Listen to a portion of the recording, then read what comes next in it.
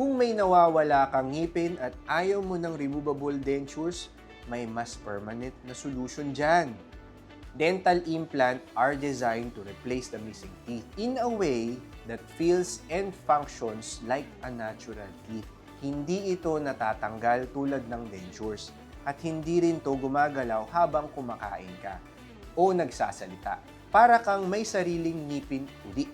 Sa summer gathering, beach trip, o kahit na simpleng pagkain kasama ng mga pamilya mo, hindi mo na kailangan mag-alala kung may kulang sa smile mo. Implant helps restore both appearance and function.